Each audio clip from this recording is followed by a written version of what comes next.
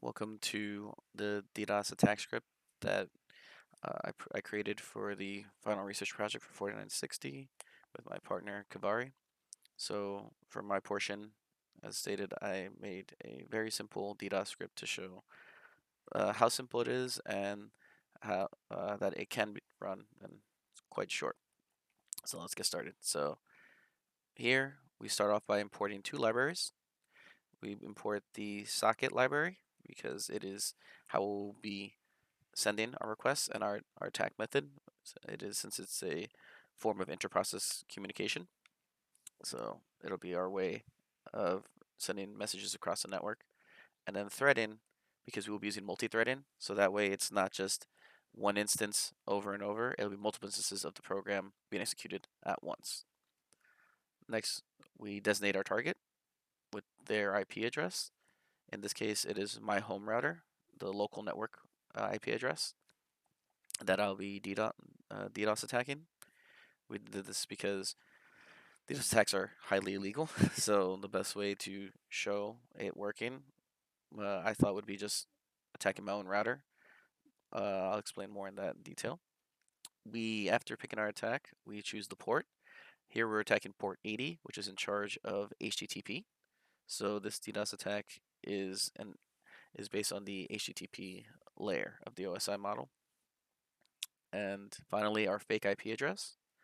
The fake IP address will be displayed should someone be looking at the amount of requests they're getting. They will see that IP address as opposed to, what our actual IP address, because you don't want to be using your actual IP address when attacking. We then proceed to the actual attack portion of the code. So here we start off by excuse me, excuse me. So here we start off by creating a loop while true. So that this is going to be an endless loop. We connect to our target and the correct port, and we send the request, the HTTP request, and then we close the connection. Very simple.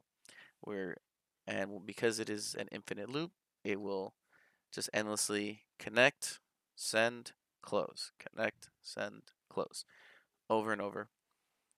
And that's this portion of the code. Very simple. I'm going to skip this portion for right now. I'll come back to that. Uh, Along with this attack portion is this bottom portion here, which is for the threading. So this is so that, as I mentioned before, instead of just one instance of the code connecting, sending the request, then closing over and over, here we'll have, as I've said, 500 instances at once, go all in unison, connecting, sending, closing, connecting, sending, closing. Because as the DDoS attack works, the stronger it'll increase in strength, the more requests, because you want to overwhelm your target with just the amount of traffic. So it's just based on just sheer numbers. Lastly, I included this segment. This is so that you will see the amount of attacks. So once I run this script, you'll see it at the bottom, a number counting up. That number is the amount of attacks that have gone through, or I should say requests that have gone through.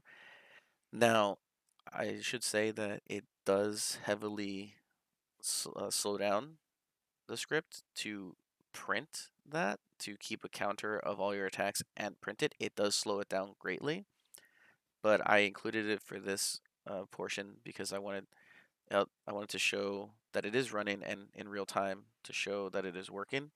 Otherwise, there would be no true visual way. I would just run the script and it would say it's running, but it wouldn't show me anything. I would have no visual representation that it is functioning properly.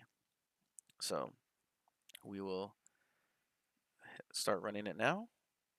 And as you can see down here, this is the number of attacks. This is the amount of attacks that are going through, or requests, I should say. This is all just one attack. And I'm going to stop it here. But as you can see, it keeps going until I tell it to stop. Once I tell it to stop, the script stops running and the requests stop flowing.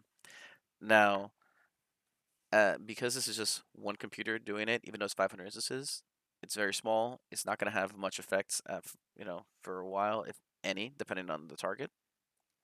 But if in this case, when you would do a DDoS attack, you would first secure your botnet, create your botnet, and input and insert the script into all of the devices in your botnet. So that way, when you can remotely control them remotely, and you want to perform the attack, you would have your entire botnet run the same script, attacking the same target. Now, this would be if I were to attack someone else, I would simply change the IP address here, and if necessary, change the port. If I were to change the port to attack a different form instead of HTTP, I would also have to change the attack method. But otherwise, I could simply just, if I want to stick with port 80 in HTTP, I could just change the IP address of our target. But uh, with the way the attack works, it's just all about sheer numbers, just 100% numbers. The larger your botnet, the more devices in your botnet, then the stronger the effect of the attack, and the more likely it'll just overwhelm your target with just the sheer amount of traffic and render them inoperable. And so this is, as you can see, a very simple script. It's not difficult at all. I am running, as stated, this is using Python, but specifically the app I am using is called PyCharm. I found the display, the interaction, the interface a lot more uh, user friendly than just straight Python, just basic Python. So that's what I'm using here.